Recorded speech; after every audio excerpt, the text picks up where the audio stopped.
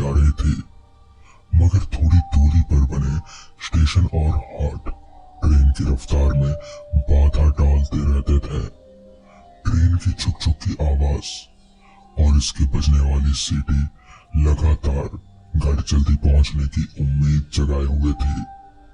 आज भी इन पैसेंजर ट्रेनों का तो भगवान ही मालिक है। एक तो छोटी लाइनों की इन ट्रेनों के स्टॉपेज बहुत पास पास होते हैं, दूसरा इंजन जब भी चाहे खराब हो जाता है।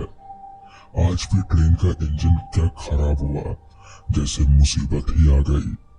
आज ये ट्रेन 3-4 घंटे लेट हो चुकी थी। उस पर डिब्बे की लाइट गुल, अंदर और बाहर गुप अंधेरा था। ट्रेन के डिब्बे की सवारियां भी धीरे धीरे स्टेशनों पर उतरती ही जा रही थी। तभी विजय ने देखा डिब्बा पूरा खाली हो चुका था। ट्रेन अपने अंतिम पड़ाव पर पहुंचने वाली थी। रात के लगभग 9 बज चुके थे। घड़ी में ठीक ठीक से समय देख पाना मुश्किल था। पिछले स्टेशन की मंद रोशनी में बस अंदाजा ही लग पाया। एक बुजुर्ग व्यक्ति कंबल ओढ़े उस स्टेशन से चढ़ा और विजय बाबू के पास वाली सीट पर बैठ गया। विजय बाबू के मन में उसे देखकर कुछ तसल्ली हुई कि चलो कोई तो पास है। तभी विजय बाबू ने उससे पूछा, बाबा कहाँ जाना है? पर बाबा ने कुछ जवाब नहीं दिया। विजय बाबू ने फिर से कहा, आज सर्दी पड़ गई है ना, और ऊपर से ये ट्रेन भी लेट हो गई। पता नहीं घर कैसे पहुंच पाएंगे। हाँ बेटा, सही कहा तुमने विजय बेटा। तुम्हारा घर तो स्टेशन से 3-4 किलोमीटर दूर भी है और ऊपर से रास्ता भी खराब।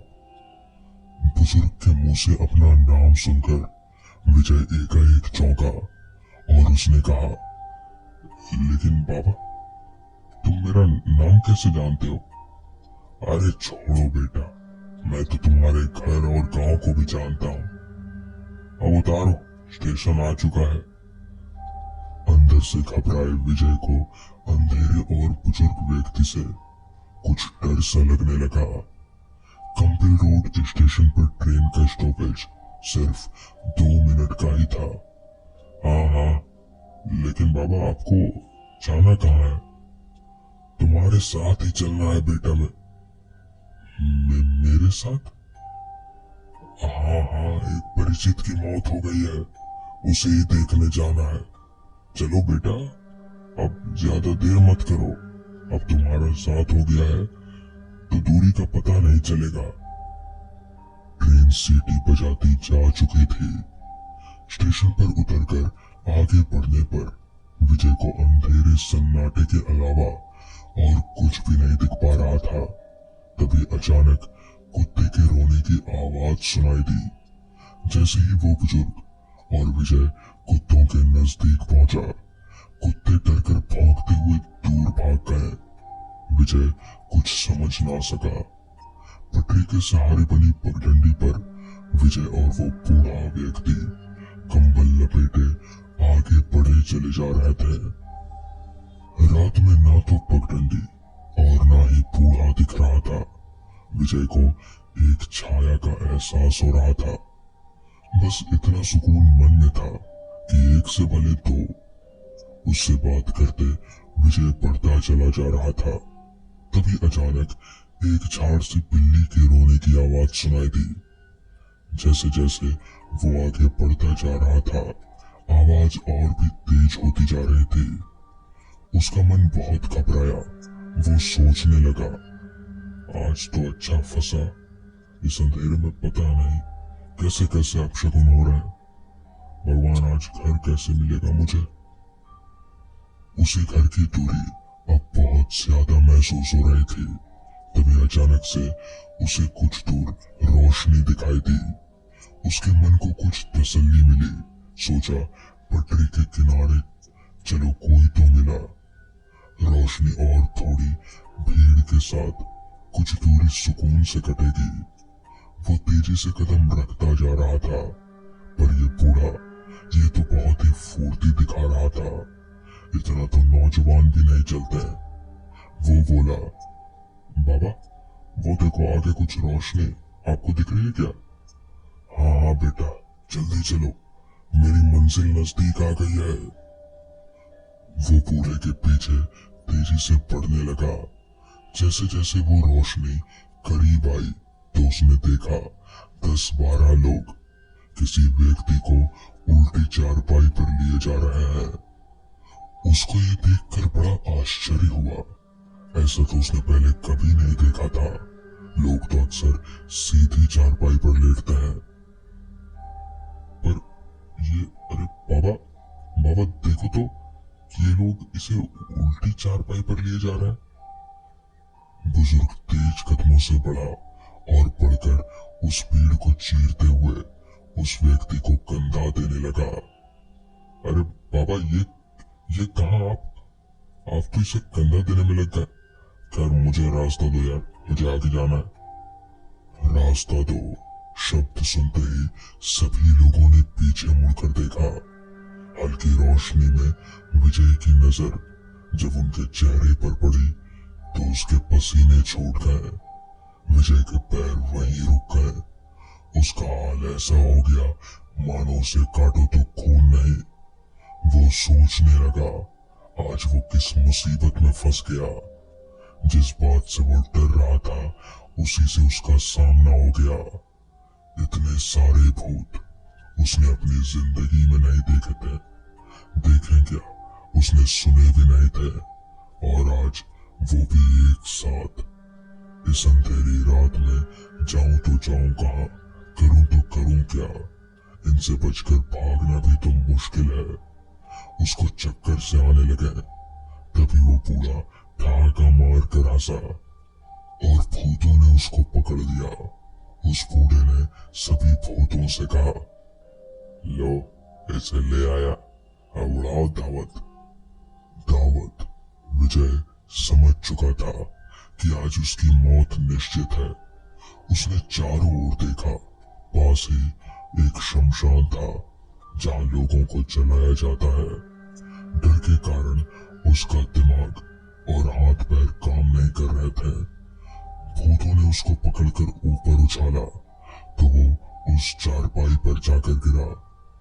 डर से उसके मुंह से राम शब्द निकला। वो चारपाई पर गिरा तो वहां लेटा भूत उठ खड़ा हुआ और बोला, अच्छा हुआ तू आ गया, वरना आज तो मुझे मरना पड़ता। अब हम लोग तुझे खाएंगे। इतना कहते ही उस प्रेत ने उसका गला दबाया। विजय ने खुद को बचाने के लिए अपने हाथ से उसके हाथ को दूर करने की कोशिश की, मगर सारे कोशिश बेकार हुए जा रहे थे। प्रेत की अपार ताकत के आगे इंसानी ताकत नाकाम साबित हो रही थी। तभी उसे ईश्वर का स्मरण आया। उसने अपने गले में पड़े हनुमान जी के लॉकेट को पकड़कर हनुमान जी का स्मरण सच्चे मन से किया। ये क्या, हनुमान जी का सच्चे मन से स्मरण करते ही उस प्रेत की पकड़ कुछ ढीली होने लगी। विजय के मन में जीवन की कुछ आस उठी। उसने लॉकेट को और कसकर पकड़ लिया और हनुमान चालीसा का जाप करना शुरू कर दिया। डर के मारे हनुमान चालीसा भी साफ और सही नहीं पढ़ पा रहा था, लेकिन फिर भी हनुमान जी का स्मरण करते ही मानो चमत्कार हो गया। मौत के मुंह में समाया विजय मौत को दूर भगाता नजर आया। प्रेतों ने अचानक से वो चारपाई छोड़ दी और दूर भागने लगे। विजय के शरीर में मानो अजीब सी शक्ति आ गई थी। वो लॉकेट पकड़े राम नाम लेते हुए दौड़ने लगा। इतना तेज शायद वो अपनी जिंदगी में कभी नहीं दौड़ा होगा। पटरी की पगडंडी से किसी हाईवे से कम नहीं लग रहे थे। पीछे मुड़कर देखने की उसकी हिम्मत नहीं थी। वो कुछ ही समय में अपने गांव आ गया। घबराया विजय अपने घर पर आते ही बेहोश हो गया। लोग उसके आने का इंतजार करते हुए बाहर खड़े थे, मगर उसकी हालत देखकर सभी सोच में पड़ गए कि आखिर क्या हो गया। थोड़ी देर बाद विजय को होश आया तो उसने सबको पूरा किस्सा बताया। मगर वो सब क्या था और क्या ऐसा सच में विजय के साथ हुआ, कोई भी मानने को तैयार ही नहीं था। मगर जो विजय के साथ हुआ वो विजय ही समझ सकता है। तो दोस्तों, ये थी आज की पहली कहानी। तो चलिए बढ़ते हैं आज की दूसरी कहानी की ओर। दोस्तों, मेरा नाम राकेश है और मैं आज जो आपको कहानी बताने जा रहा हूँ वो कोई कहानी नहीं बल्कि मेरे साथ घटी एक सच्ची घटना है जो आज से लगभग 30 साल पहले मेरे साथ घटी हुई थी। यानी यूं कहें तो उस समय मैं मरते मरते भी बचा था। पहले मैं भूत प्रेत इन सब बातों को एक सिरे से नकार देता था, मगर उस घटना के बाद से मैं भूत प्रेत इन सब चीजों को मानने लगा हूँ। और भूत प्रेत का नाम सुनते ही मेरे हाथ पैर कांपने लगते हैं। और भला हो भी क्यों ना, मेरे साथ घटी वो घटना कुछ है ही इस तरह की। दरअसल मेरे साथ हुआ कुछ यूं था कि 30 साल पहले मैं बीए पास करके नौकरी की तलाश कर रहा था, मगर मुझे कहीं नौकरी नहीं मिल रही थी। मैं काफी जगह भटक भटक कर नौकरी खोज रहा था, मगर एक भी नौकरी मेरे पल्ले नहीं पड़ रही थी। काफी दिन इधर उधर तलाश करने के बाद जब मेरी नौकरी नहीं लगी तो मैं कहीं टूट सा गया, क्योंकि मेरे घर की आर्थिक हालत भी कुछ ज्यादा अच्छी नहीं थी। हताश होकर मैंने नौकरी ढूंढना बंद कर दिया, जिसके 2 दिन बाद मेरे पिताजी के दोस्त मेरे घर आए और उनसे मेरी बातचीत करने पर उन्होंने कहा, अरे बेटा, ऐसी बात है तो एक नौकरी है मेरे हाथ में, कहो तो मैं उससे नौकरी की बात कर सकता हूँ। इस पर मैं और मेरे पिताजी ने एक साथ कहा, हाँ बात करिए। इसके बाद पिताजी के दोस्त चले गए। उनके जाने के 2 दिन बाद ही उन्होंने एक संदेश भेजा और संदेश में ये लिखा, राकेश, तुम्हारी नौकरी पक्की हो गई है, जिस कारण तुम्हें 2 दिन के अंदर ही कालीगढ़ गांव आना होगा। फिर क्या था, ये समाचार सुनते ही हम काफी खुश हो गए और मैं जल्दी से कालीगढ़ गांव जाने की तैयारी करने लगा। हमारे गांव से कालीगढ़ गांव काफी दूर था, तो मैं रोज रोज तो कालीगढ़ गांव से आना जाना नहीं कर सकता था यहाँ, जिस कारण मैंने तय किया कि मैं वहीं रहूंगा और महीने में एक आध बार घर आ जाया करूंगा। सारी तैयारी करने के बाद मैं अगले ही दिन कालीगढ़ गांव जाने के लिए निकल पड़ा। हमारे गांव से कालीगढ़ गांव जाने के लिए मुझे बस पकड़ना था, तो मैं सीधे घर से निकलकर बस स्टॉप की तरफ आगे बढ़ने लगा। वहां जाकर मुझे पता चला कि कालीगढ़ गांव जाने की बस शाम के 4 बजे की है, जो मुझे अगले दिन सुबह 7 बजे कालीगढ़ गांव पहुंचा देगी। इसके बाद बस आते ही मैं फटाफट से बस में चढ़कर बैठ गया और ठीक समय अनुसार बस भी 4 बजे कालीगढ़ गांव जाने के लिए रवाना हो गई। गर्मियों का मौसम था, जिस कारण खिड़की वाली सीट पर बैठा हुआ था मैं, ताकि हवा ज्यादा आ सके। इसके बाद ठीक 15 से 16 घंटों के लंबे सफर के बाद मैं सुबह के 7 बजे कालीगढ़ गांव उतरा। उतरते ही मैंने अपनी नजर इधर उधर घुमाई। अपनी नजर इधर उधर घुमाते ही मैंने देखा कि कालीगढ़ गांव हमारे गांव से भी काफी छोटा है और यहाँ की आबादी भी काफी कम है। बस स्टॉप पर भी मुझे बस 1 या 2 लोग ही दिखाई पड़ रहे थे। अच्छा, मुझे बस स्टॉप से 1 किलोमीटर के अंदर एक स्कूल में जाना था, तो मैं उसका पता पूछने के लिए इधर उधर अपनी नजरें दौड़ाने लगता हूँ। इधर उधर नजरें दौड़ाने के बाद मुझे बस स्टॉप के बाहर एक चाय की दुकान दिखी, तो मैं फटाफट उस दुकान के पास गया और दुकानदार से कहा, भाई साहब, यहाँ जो गांव का स्कूल है वो किस तरफ है? मेरे पूछने पर उस चाय वाले ने बोला, भैया गांव का स्कूल वो तो आगे जाकर बाएं तरफ वाले रास्ते में है। बस चाय वाले के इतना बोलते ही मैं आगे जाकर बाएं वाले रास्ते को पकड़कर सीधा आगे बढ़ गया। जिस रास्ते पर मैं अभी आगे बढ़ रहा था वो एक कच्चा रास्ता था। काफी देर चलने के बाद मुझे एक बोर्ड नजर आया जिस पर साफ साफ लिखा था। स्कूल बोर्ड पर देखते ही मैं समझ गया कि बस अब मेरी मंजिल आ ही गई है। जिसके बाद मैं स्कूल के अंदर दाखिल हुआ। स्कूल के अंदर दाखिल होते ही मैंने स्कूल के हेडमास्टर से बात की। फिर उन्होंने कहा कि ठीक है, तुम कल से काम पर आ जाना। दरअसल मेरी ड्यूटी स्कूल के चपरासी के रूप में लगी थी, पर मेरी पगार अभी थोड़ी कम थी। मगर मैं कर भी क्या सकता था, घर की आर्थिक हालत भी कुछ ठीक नहीं चल रही थी। इस कारण मुझे ये काम करना ही पड़ा। हेडमास्टर से बात करने के बाद स्कूल से बाहर निकलते ही मैंने अपने मन ही मन में कहा, चलो नौकरी तो हो ही गई, अब रहने के लिए कोई भी घर भी देख लिया जाए। और इतना बोलकर मैं घर ढूंढने के लिए इधर उधर देखने लगा। काफी ढूंढने के बाद मुझे पता चला स्कूल से थोड़ी दूरी पर एक खाली घर है। बस उस घर का पता मिलते ही मैं सीधे उस घर के पास गया। घर के पास पहुंचते ही मैंने देखा कि मानो वो घर कई सालों से बंद हो। घर के मकान मालिक से बात करी, पर उन्होंने कहा वैसे तो कोई दिक्कत नहीं है, मगर गांव वाले मानते हैं कि इस घर में भूतों का बसेरा है। पर अगर आप इस घर में रहोगे तो पूरी जिम्मेदारी आपकी ही होगी। मैं उन दिनों भूत प्रेत इन सब चीजों को नहीं मानता था, तो मैंने मकान मालिक से बात की और फिर हामी भर दी। फिर क्या था, मकान मालिक से घर की चाबी लेकर मैं उस घर के अंदर दाखिल हुआ। अंदर दाखिल होते ही मैंने देखा कि घर के अंदर काफी जगह पर मकड़ी के जाले लगे हैं और घर के अंदर कभी धूल भी जमी हुई है। इसके बाद मैंने फटाफट से एक कमरा रहने के लिए साफ किया। इतनी देर में आसमान में सूरज की तेज किरणों की जगह चांद की मध्यम रोशनी ने ले ली।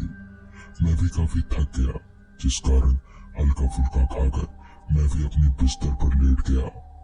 काफी लंबा सफर है और इतनी दूर तक आने के बाद कब मुझे नींद आ गई मुझे पता ही नहीं चला। फिर अचानक मेरी नींद काफी तेज बदबू आने से खुली। आंख खुलते ही मैंने जब इधर उधर नजर घुमाई कि ये बदबू कहां से आ रही है, तो मैंने देखा कि मैं कमरे का दरवाजा तो बंद करके सोया था, मगर अचानक कमरे का दरवाजा खुला हुआ है। तो फिर ये दरवाजा खुला तो खुला कैसे?